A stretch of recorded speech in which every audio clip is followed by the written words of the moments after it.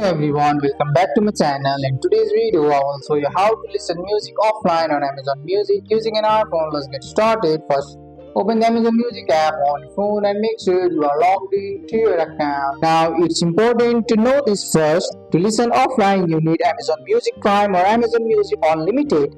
The free versions does not allow offline listening. Next, you need to download music before going offline. You can download a song, an album, or a playlist.